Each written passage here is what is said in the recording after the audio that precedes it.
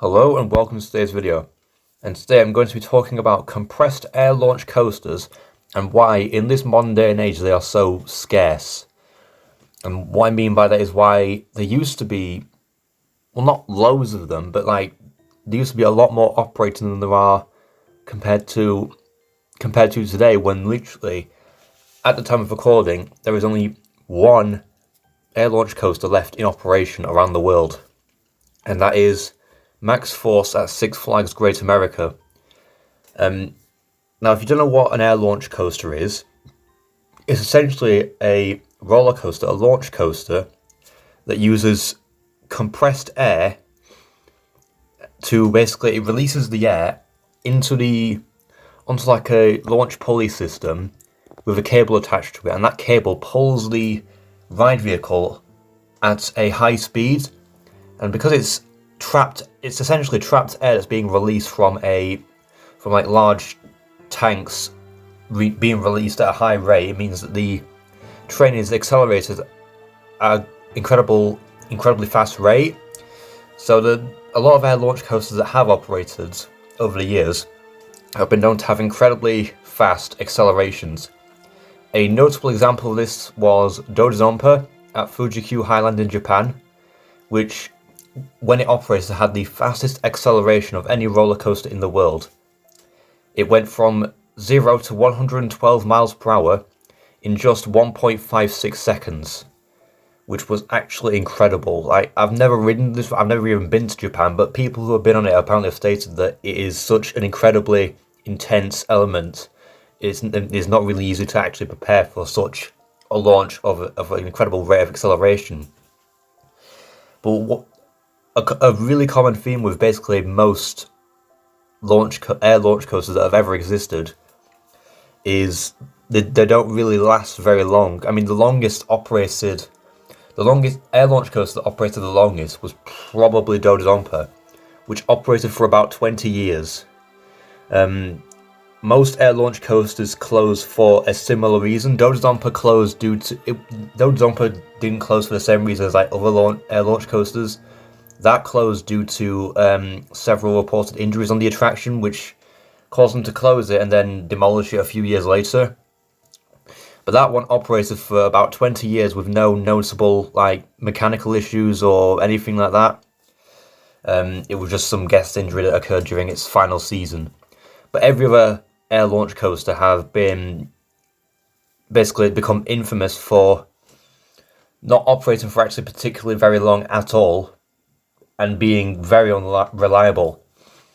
So such as Hypersonic XLC at King's Dominion, which I think it opened in the same year as Dodonpa. I can't remember if it was the first one or not, but that only operated for 6 years before closing permanently due to reliability issues and just general high maintenance costs. A more infamous example than that is probably Ring Racer at Nürburgring, which opened in 2013 for an approximate grand total of just 4 days. And it's been standing but not operating ever since those 4 days. But seriously, it opened in 2013 for 4 days, and it's been just standing there, SB&O, for about 12 years.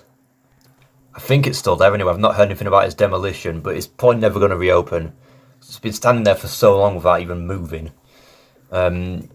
And yeah, there are literally several other air launch coasters in China that have been SB&O for a good few years now, which means the only operating one left is Max Force, which is sort of the newest one. It opened back in 2019, but that uses the same technology but with more modern sort of techniques to it. So they will have made it so that it's less likely to break down and is more reliable.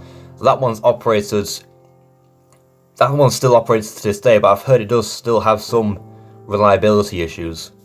So what is the reason for this? Now, are air launch coasters cursed, like the title of the video suggests? Well, it might all be they might not necessarily be cursed, but it might also do with the technology being used in the attraction. Because the way it works, although it was found to be quite an efficient system at the time when they were first introduced, they have actually been found to be quite problematic, because when an air launch coaster, when that launch function works, then it's great, it works just fine.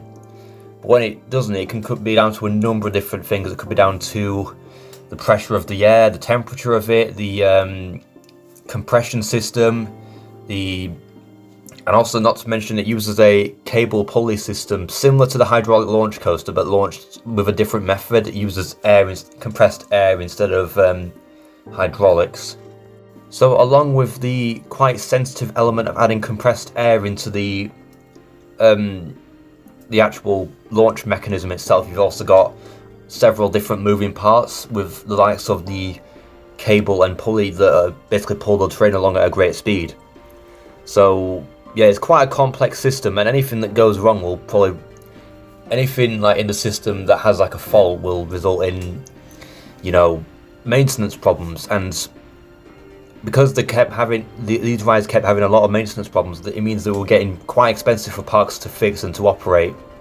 So that's why a lot of parks like King's Dominion, Nürburgring, and any other park that just had an air launch coaster chose to ultimately make the decision to close their air launch coasters after a particularly short while, not after really long of actually having them operating.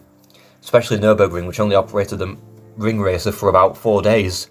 But obviously now that we've had Max Force operating for about 6 seasons, so we'll see how many more years that has left. Hopefully it should last longer because it's a newer model, but we don't know. It still has some sort of reliability issues, and you know, with the Six Flags Cedar Fair merger taking place last year and then putting into place a cost-cutting measure of removing rides that are expensive to maintain and just unpopular rides in general, you know, we don't really know how much longer it will continue operating.